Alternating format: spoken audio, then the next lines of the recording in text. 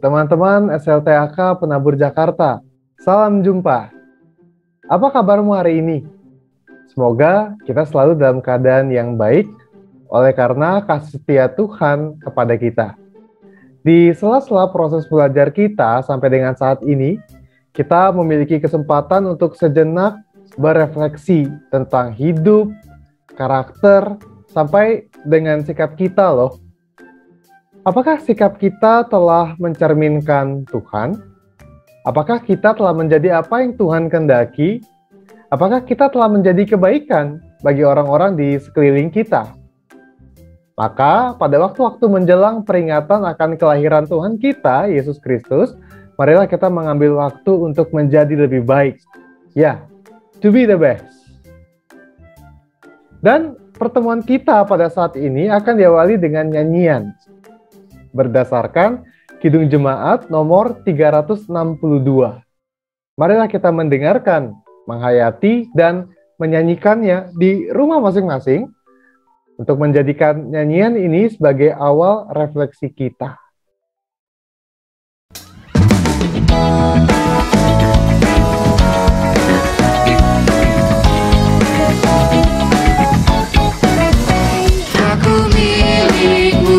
Yesus Tuhanku, ku dengar suaramu, ku merindukan datang mendengar, terdirahi olehmu.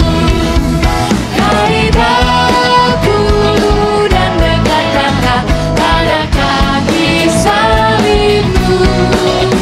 Mari daku dan dekatkanlah sisimu Tuhanku.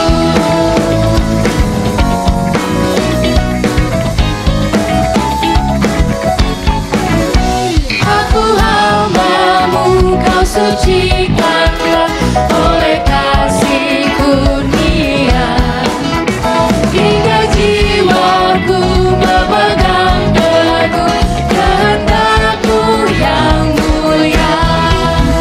Dari dan dekatkanlah pada kaki salibmu. Naik aku dan dekatkanlah ke sisimu Tuhanku. Teman-teman saya udah untuk berdiri.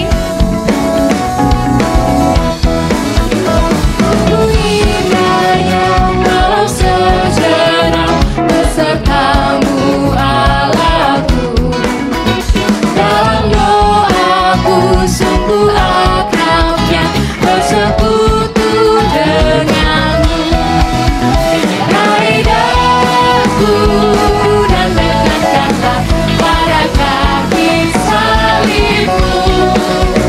Raih daku dan dekatkanlah ke sisimu Tuhanku.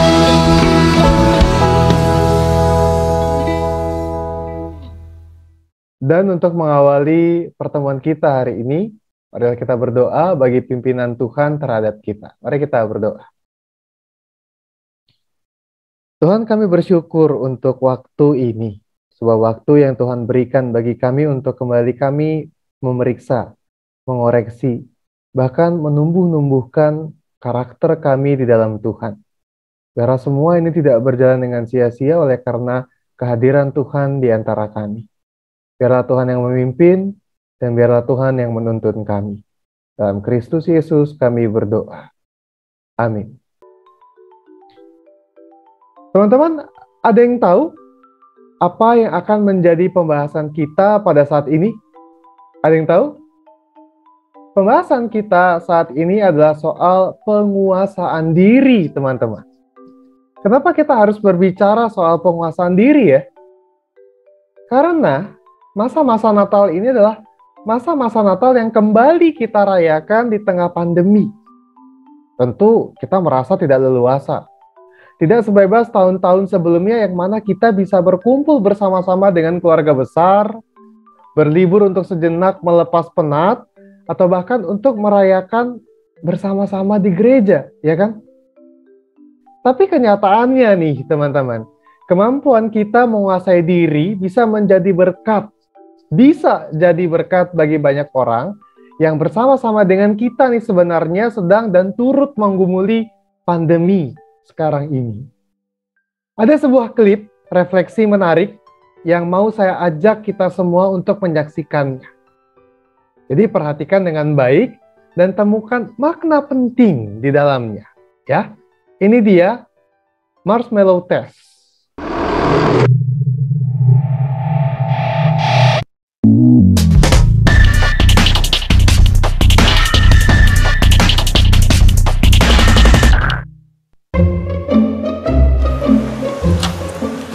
Okay, sit in that chair.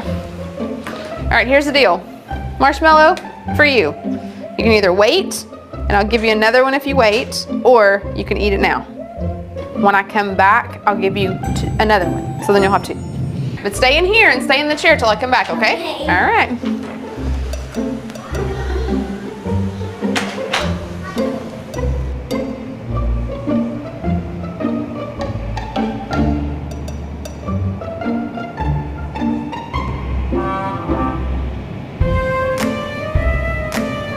I'm gonna go do something and then I'll come back. It smells yummy. It smells really good.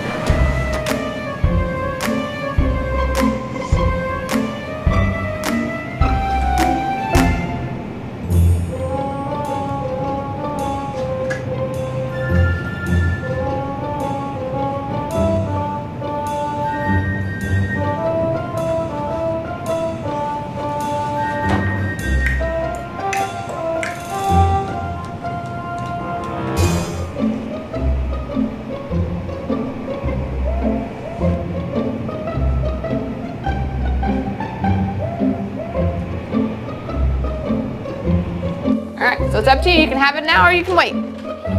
Okay?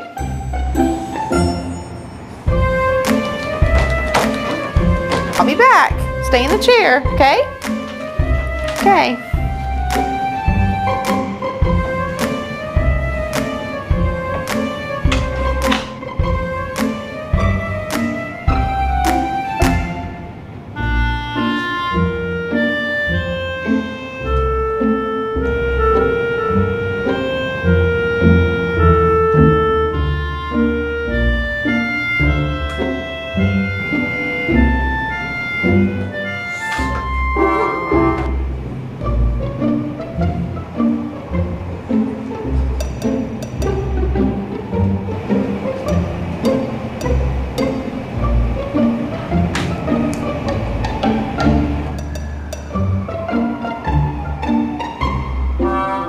Alright, so I'm gonna leave and then I'll come back, okay?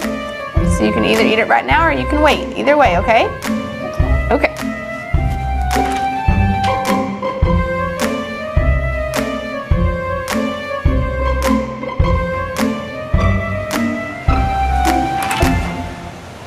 How'd you do? Did you do good? You did? Yeah. You wanted to eat it, didn't you? Yeah. So did I tell you to give you another one? Okay, now you can have both. You need them.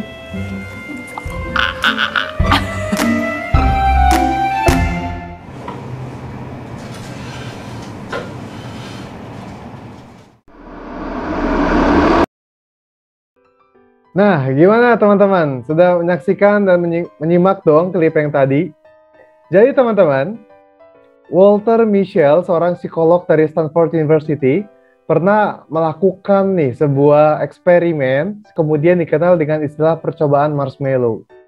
Ya, Mischel memberi sejumlah marshmallow kepada sejumlah anak nih yang berusia 4 tahun. Nah, dia kemudian berkata bahwa mereka akan diberikan marshmallow dalam jumlah yang lebih kalau ternyata mereka mampu menahan diri untuk tidak makan marshmallow yang sudah disediakan sebelumnya selama 15 menit aja. Sebagian dari mereka lulus. Nah, kemudian Mischel memusatkan penelitiannya selama 14 tahun berikutnya pada anak-anak yang berhasil lulus itu. Hasilnya menakjubkan. Ternyata anak-anak yang mampu menguasai diri tersebut lebih maju dalam perkembangan sosial, akademik, maupun karirnya dibandingkan anak-anak yang tidak mampu menguasai dirinya. Gimana? Keren nggak? Apa nih yang kamu dapatkan? Pasti ada dong yang teman-teman dapetin. Saya bantu untuk merefleksikan dan merenungkan ya. Nah, saya udah siapin bantuannya nih dengan beberapa pertanyaan yang pastinya bisa memandu teman-teman. Nah, ini dia. Insight apa yang kamu dapatkan dari klip tersebut? Yang pertama ya. Kedua, mengapa ada yang gagal menjalani perintah itu ya? Sebenarnya di mana masalahnya? Lalu, itu yang kedua. Yang ketiga, apa yang menjadi kunci keberhasilan dalam percobaan tersebut? Ya, itu yang ketiga. Dan yang terakhir, teman-teman, nilai karakter apa yang dapat kamu pelajari dari percobaan tersebut? Nah, ya, jadi ini pertanyaannya, teman-teman. Semoga bisa membantumu ya. Silakan menjawab secara pribadi, karena ini semua akan sangat bermanfaat sebenarnya bagi pertumbuhan karaktermu di dalam Tuhan. Bagimu, diberikan waktu yang cukup banget, pasti cukup banget nih. Jadi pakai dengan baik, jangan lupa dalam berefleksimu ini juga minta pertolongan Tuhan ya. Silakan teman-teman punya waktu untuk menjawabnya terlebih dahulu.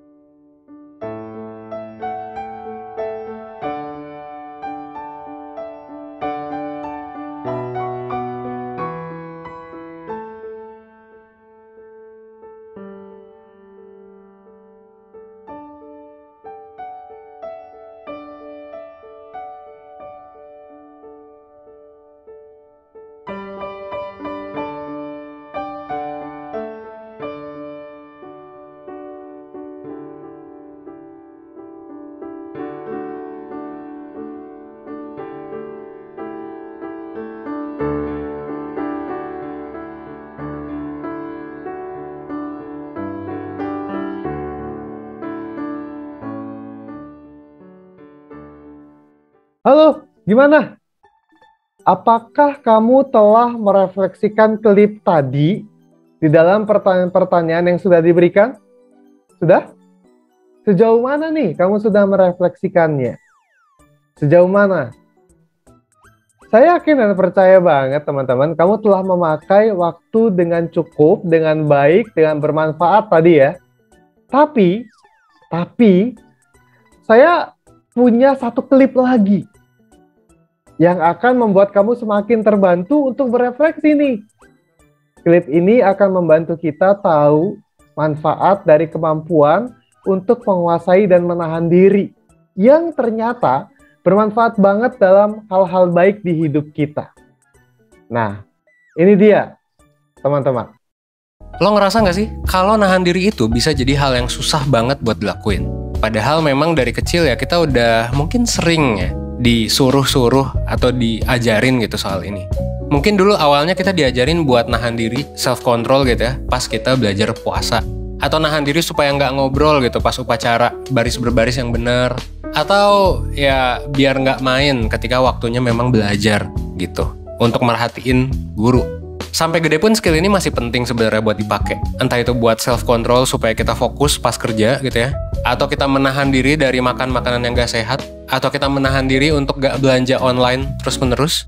Atau self-control untuk misalnya nggak ngomong-ngomong buruk, gak julid di sosmed gitu ya. Di Twitter, di Instagram, banyak lah pokoknya.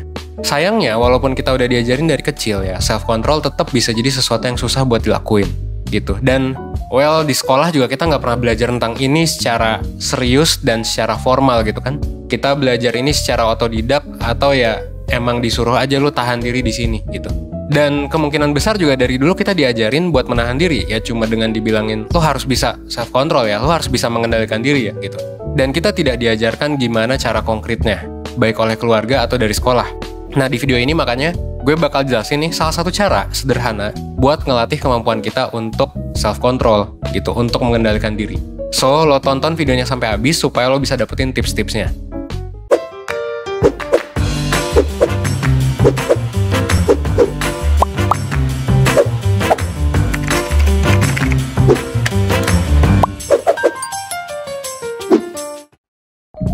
Oke, sebelum bahas soal cara ngelatih self-control, gue mau ngebahas nih, apa sih sebenarnya self-control itu? Jadi, self-control itu adalah kemampuan ya buat menghindari diri dari godaan dan tingkah laku yang tidak diinginkan demi mencapai suatu tujuan. Nah, untuk ngasih lo gambaran, gue bakal cerita nih dikit soal sebuah eksperimen psikologi legendaris yang dilakuin sama seorang psikolog terkemuka asal Stanford University. Namanya adalah Walter Mischel. Judulnya adalah The Marshmallow Test, gitu. Anak-anak psikologi pasti udah tahu lah tentang hal ini. Jadi percobaannya tuh gini, bayangin lo adalah anak kecil yang disajikan sebuah marshmallow sama seseorang yang lebih dewasa, mungkin orang tua lo, mungkin guru gitu. Terus si orang itu tuh bilang ke lo, ya, ke anak kecil ini kalau dia bakal pergi keluar sebentar. Abis itu dia juga bakal bilang kalau dia bakal ngasih lo marshmallow tambahan kalau misalnya lo bisa nahan diri buat nggak makan marshmallow itu sampai penelitinya balik.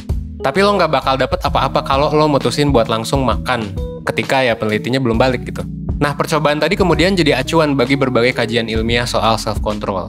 Kalau kita balik lagi ke definisi self-control, bisa dibilang kalau memakan marshmallow sebelum si peneliti datang adalah tingkah laku yang nggak diinginkan lah. Yang harusnya memang dihindari oleh si anak gitu. Karena ya rugi gitu kan. Mendingan lo dapet 2 daripada lo dapet 1. Sementara dapat marshmallow tambahan adalah ya tujuan gitu yang pengen dicapai. Karena kita pengen dapat bonus lah.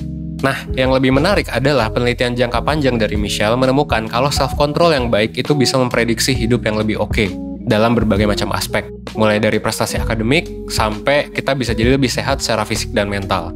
Bahkan penelitian lain juga nunjukin kalau orang dengan self-control yang baik itu diprediksi punya hubungan interpersonal yang lebih baik. Kenapa bisa gitu ya? Logikanya sederhana gitu ya. Orang-orang yang punya self-control bakal bisa lebih disiplin dalam menempuh proses pembelajaran, dan mereka juga lebih bisa menahan godaan perilaku beresiko kayak ngerokok, obat gitu ya, selingkuh dan lain sebagainya, dan menerapkan gaya hidup sehat yang mungkin buat sebagian orang sebenarnya nggak enak gitu, kayak makan sehat dan olahraga. Nggak cuma itu, mereka juga jadi lebih bisa nahan impuls emosional. Jadinya mereka mampu berkomunikasi dengan lebih baik sama orang lain bahkan saat marah sekalipun. Sampai sini kita udah tahu ya apa itu self-control dan kenapa itu penting. Pertanyaannya kemudian adalah gimana nih caranya buat kita mengembangkan self-control ini? Well, sebenarnya udah banyak banget metode dan cara-cara melatih self-control yang udah kebukti secara ilmiah efektif gitu. Tapi bakal panjang dan kompleks sih kalau gue bahas semua di video ini. Jadi gue bakal ngasih tahu satu cara doang yang menurut gue paling sederhana yang bisa lo lakuin begitu lo selesai nonton video ini. Masih menurut profesor yang sama gitu ya, si Michelle itu, ada 2 cara berpikir yang berhubungan sama self-control, yaitu hot thinking dan cool thinking. Cool thinking adalah cara berpikir yang lebih lambat, kompleks, dan berpusat di frontal lobe, atau bagian otak kita yang lebih rasional. Jadi intinya eksekutif nih, yang ngatur fungsi berpikir yang kompleks gitu. Contohnya kayak self-control tadi. Kebalikan dari cool thinking adalah hot thinking, yang ya ini adalah cara berpikir yang sederhana, cepat, dan sifatnya emosional. Kenapa? Karena ini berpusat di amigdala, bagian otak yang ngatur emosi. Simpelnya cool thinking itu lebih cenderung hati-hati ya, dan cenderung rasional, sementara hot thinking itu cenderung impulsif dan emosional. Nah, hal inilah yang bikin orang jadi lebih susah buat mengontrol diri ya ketika dia lagi hot thinking gitu. Kalau di marshmallow test, seorang anak bisa dibilang pakai cool thinking kalau misalnya ketika dia ngelihat marshmallow, dia fokus mikirin bentuk marshmallow yang kayak awan dibandingkan rasanya. Tapi kalau anak tadi fokus mikirin nikmatnya makan marshmallow, berarti dia lagi pakai hot thinking. Dan dia jadi lebih gampang kegoda buat makan marshmallow. Ibaratnya kayak dispenser di rumah sih. Kan ada 2 keran ya, keran hot yang airnya panas sama keran cool yang airnya biasa aja gitu. Bayangin kalau misalnya tangan lo kena air nih dari keran yang hot gitu. Kemungkinan besar ya lo bakal lebih reaktif kalau kena air dari yang hot daripada kalau kecipratan dari cool gitu. Nah, hal yang sama berlaku kalau kita mikirin sesuatu pakai hot thinking. Ketika kita mikir pakai hot thinking, kita bakal lebih gampang bereaksi dan ya hampir nggak bisa mikirin gitu ya, baik dan buruk dari suatu hal. Apalagi sampai kepikiran buat self-control gitu. Sebaliknya, kalau cool thinking ya ini bisa ngebantu untuk kita ngelatih self-control, mulai dari ngontrol diri supaya nggak makan marshmallow, sampai ngontrol perasaan marah dan perasaan negatif lainnya.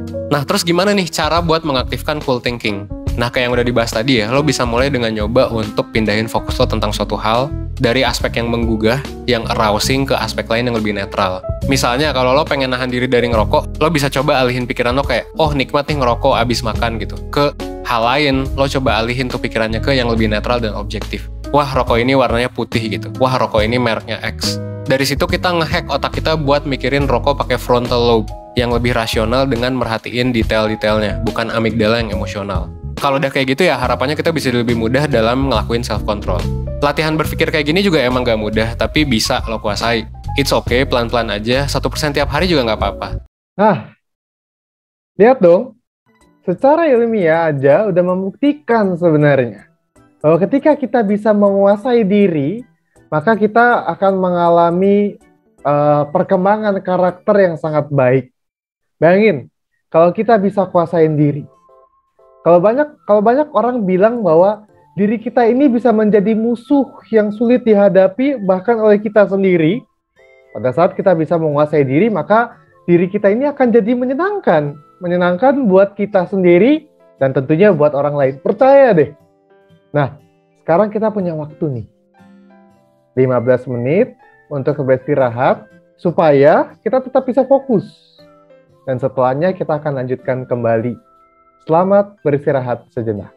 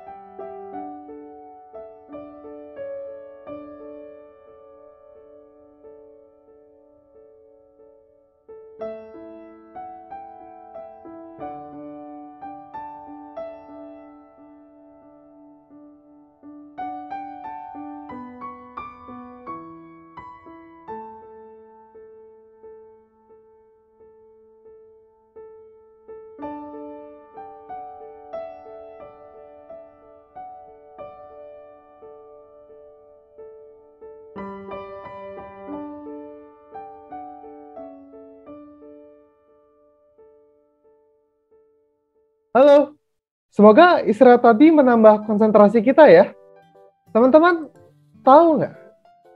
Sebenarnya penguasaan diri itu juga dikatakan di dalam Alkitab sebagai sesuatu yang baik. Tahu nggak, teman-teman? Pasti tahu dong ya. Betul banget, teman-teman. Penguasaan diri itu juga menjadi salah satu rangkaian dari buah roh yang dicatat di dalam Galatia pasal 5 ayat 22 sampai dengan ayat 23. Dengan kata lain, kalau kita mau hidup di dalam roh, maka penguasaan diri menjadi satu bagian yang juga sangat penting untuk kita miliki. Kenapa sepenting itu sih sebenarnya? Penguasaan diri itu ngebuat kita untuk dapat mengendalikan pikiran, ya, terus juga perkataan dan juga perbuatan kita. Yang artinya semua hal dalam diri kita, mulai dari pemikiran sampai dengan perbuatan kita, semuanya bisa dikendalikan. Bayangkan kalau sebaliknya nih, teman-teman. Kita tidak memiliki penguasaan diri kita yang justru mengendalikan kita. Kita tidak bisa menahan pemikiran yang buruk, bahkan tidak bisa mencegah perbuatan buruk yang sangat mungkin kita lakukan. Teman-teman pernah rasain nggak kayak gini? Kita mudah terbawa kemarahan untuk hal kecil yang sebenarnya kita juga tahu itu bukan masalah yang perlu dipermasalahkan. Maka kalau sampai itu terjadi, selanjutnya kita cuma akan bisa menyesali dan meratapi hal-hal buruk itu tanpa bisa berbuat banyak atas semua yang ya udah terjadi. Seperti itulah jika kita tanpa penguasaan diri, teman-teman. Bahkan, hal-hal seperti itu juga adalah kisah-kisah di dalam Alkitab. Misalnya nih, teman-teman. Karena keinginan yang berlebih, Hawa terbujuk hasutan ular untuk memakan buah terlarang. Karena iri hati tak terkendali, Kain bahkan membunuh dan melukai Habel yang adalah adiknya. Karena keserakahan, Daud membunuh Uria dengan terencana untuk berzina dengan Batsheba yang adalah istrinya Uria. Bayangin teman-teman, kalau 3 tokoh tadi, Hawa, Kain, dan Daud punya penguasaan diri. Hawa tidak akan memakan buah, Kain tidak akan membunuh, dan Daud pun tidak akan membunuh demi keinginan dagingnya. Tapi kan percuma kalau dibayangin aja kan. Karena memang sebenarnya kita cuma bisa membayangkan. Kenapa? Karena itu semua sudah terjadi. Terjadi karena ketidakmampuan untuk menguasai diri. Semua hal buruk yang terjadi juga karena tidak adanya penguasaan diri. Tentu tidak bisa diulang, teman-teman. Hanya bisa kayak tadi, dibayangin, direnungkan aja. Jadi, sebelum hal buruk itu terjadi, maukah kita mampu menguasai diri? Kamu yang menentukannya. Gimana? Udah tahu kan betapa baiknya kita menjadi sosok yang mampu menguasai diri. Waktu kita untuk berefleksi demi perkembangan karakter kita ini nggak boleh berlalu sia-sia, teman-teman. Ayo kita buat sesuatu sebagai buktinya. Teman-teman SLTAK Penabur Jakarta, kamu diajak untuk membuat proyek ketaatan yang sederhana yang menjelaskan tentang penguasaan diri untuk tetap dapat menjaga protokol kesehatan seperti tidak berkumpul dalam jumlah besar, mengurangi aktivitas bepergian, tetap menggunakan masker, dan lain-lain gitu ya. Dengan ide-ide kreatif yang tentu kamu miliki dalam bentuk bisa Instastory, TikTok, poster, dengan menggunakan Canva, puisi, lagu, short movie, dan lain-lain. Nah setelahnya, kumpulkan pada Google Classroom pendidikan agama Kristen dan budi pekerti sekolah masing-masing ya. Ayo. Masih banyak waktu teman-teman untuk dengan sederhana membuatnya. Jadikan proyek ini penyemangatmu, penyemangat buat kamu sendiri. Oke, teman-teman. Akhir kata, selamat berproses untuk mampu menguasai diri di dalam Tuhan. Jadilah lebih baik, be the best. Tuhan Yesus memberkati.